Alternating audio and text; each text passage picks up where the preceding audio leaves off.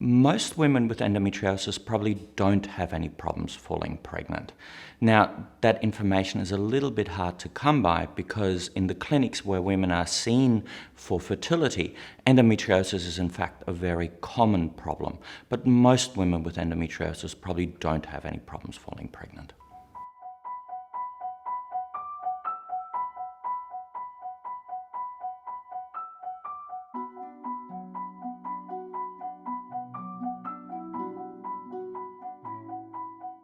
Endometriosis is a progressive disease. Women who have had endometriosis diagnosed by imaging should seek expert help to discuss the benefits of having their endometriosis removed to enhance their future fertility. One of the things that we often get asked is if you are asymptomatic, you don't have any pelvic pain, but you've got some suggestion of having a disease such as deep pelvic disease that's been identified on a scan or may be able to be felt at the time of examination, or disease in the ovary, should we remove this disease so that your future fertility is guaranteed? Now, there's no evidence whatsoever to suggest that prophylactic removal will improve fertility in the future. And in fact, surgery may actually impair fertility. We need to remember that not all women who have endometriosis will have problems becoming pregnant in the first place, and really the only test is to try to become pregnant initially. If you're successful, then that's a great thing, and you obviously don't have any of those issues and you're in the 2 out of 3 women that don't have any problems with becoming pregnant. But to remove disease where you don't have a problem is not something that we would recommend. We often talk about different types of endometriosis: superficial disease, deep disease that starts to invade into the tissues, and ovarian disease. And we classify these almost as separate types of endometriosis. And in fact, this may be true, although we don't yet have all of the information and the knowledge to be able to absolutely categorize according to that classification. However, we do know that for women who have very severe disease, they often have more troubles in becoming pregnant. We also know that for women who have disease that affects their ovaries primarily, that can affect both egg quality and the chances of them becoming pregnant, even if they have IVF or surgery. We have some ways of assessing the total number of eggs you have. That's not a reflection of quality, but simply of quantity, and that can be a factor as well. That might help us guide which treatment is best for you.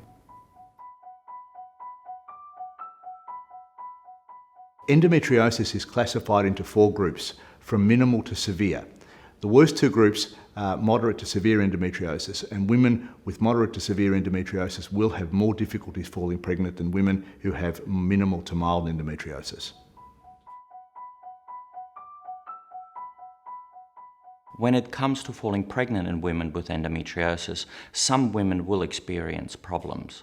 In that situation, the type of treatment depends on the exact scenario. It may be as simple as lifestyle changes, or you may require more advanced treatment such as IVF. It's important to remember that if you have endometriosis, there's actually a very good chance you won't have any problems with your fertility. In fact, we know that about 2/3 of women who have endometriosis have no problems in conceiving.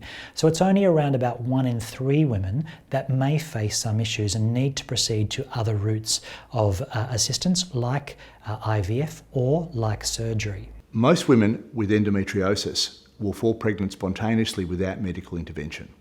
Women with endometriosis who have been trying to fall pregnant for more than 6 months should seek expert help. For women who are having trouble becoming pregnant and don't become pregnant naturally, the question is which one to choose first. Do you have surgery or do you have IVF? And there's no scientific studies to show one is absolutely better than the other. And therefore, the decision will usually come down to the woman making a choice as to which one she would prefer to do or not prefer to do.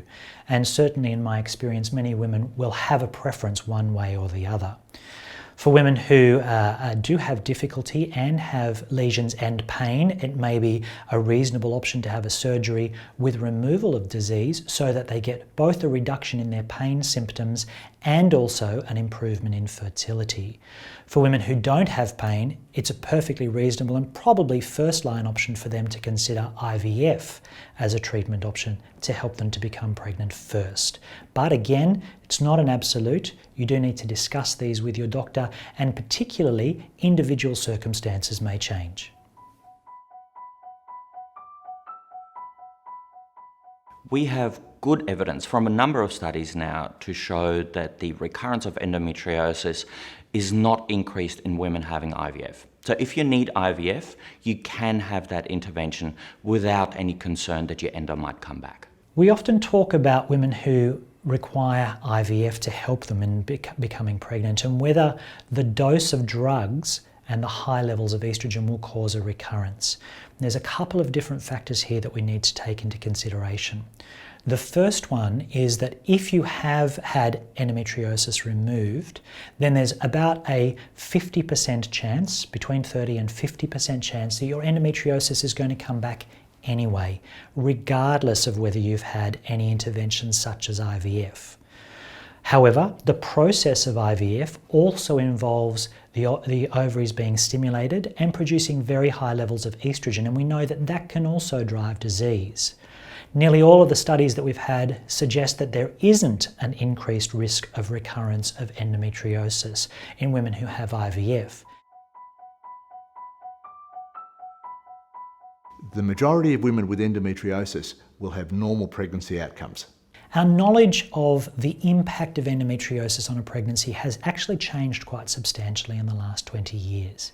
We now understand that there are certain risk factors for a pregnancy in women who have had endometriosis. We know that there's a slightly increased risk of miscarriage in women. It's not a dramatic risk, but it is around about 3 or 4%. Sadly, there's nothing we can do about that increased risk. And it's probably because the lining of the uterus in women who have endometriosis is not the same as women who don't have endometriosis, and that may lead to that increased risk. Again, we don't have hard and fast science on that. The second area that may cause problems with pregnancy is an increased risk of a variety of problems throughout the course of pregnancy, and that includes an increase in the chance of getting hypertension associated with pregnancy, what we call preeclampsia, and that can lead to problems in the mother and or the baby and needs to be carefully examined and assessed for. We know that women do tend to deliver a little bit earlier if they have endometriosis, generally around 37 weeks. That generally isn't a big problem for most women or babies who have that slightly earlier delivery. And the third area in pregnancy is an increased risk of what we call placenta previa, or a low-lying placenta. And that would require a caesarean delivery because a woman can't labour if she has a placenta previa. The myth of pregnancy curing endometriosis is just that. It's a myth. There is no credible evidence to suggest that in fact the endometriosis will be changed in any way by pregnancy. Now, because you will not be having any periods in this over that time, you will not be experiencing any pain related to periods, but it will not alter the course of the disease. Perhaps one of the greatest myths of endometriosis is that pregnancy is curative. And I think it's a really important thing for us to recognise that having a baby is not a prescription, it's not a treatment for endometriosis. It's a really important thing for us to recommend that women have a baby when they want it, and not because we think it's going to improve their symptoms, for example, pain symptoms.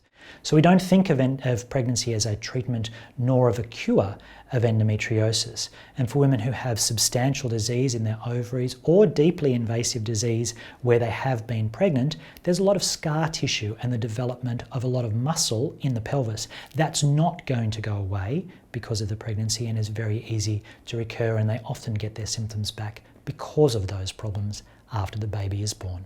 In women with endometriosis, like all women, the best time to have a baby depends on when you are ready to have a family. It is not affected by what your disease is doing or how your endo is progressing. One of the things that women with endometriosis need to consider is when they are going to have their family. If you do want to have family, actually the single biggest factor is age. We know that for women who are trying for a family, less than 30 is still the best time to become pregnant because of egg age. Between the ages of 30 and 35, fertility is declining slowly, but certainly declining. Between 35 and 40, fertility declines quite rapidly, and then after 40 it declines extremely rapidly, such as by the age of 44, the chances of pregnancy are quite low, and that's either expectantly or with IVF. And so therefore, women who have endometriosis may choose to have their babies slightly earlier. But again, there's a lot of factors involved in this. So social circumstances often play a big role in the timing of pregnancy for women who have endometriosis, as they do for anyone. Women with endometriosis, and in particular ovarian endometriomas, should discuss the benefits of egg freezing with their endometriosis expert. For women who have endometriosis, frequently they ask, should I freeze my eggs? And I think that there's a number of factors involved here. What I usually tell women is, don't worry up until the age of 30, because we really don't have any hard and fast evidence that it makes any difference, and the process is quite invasive. Between 30 and 35, start thinking about it, but if you're going to make that decision, then it needs to really be before 35 to have the best chance of a good outcome for you.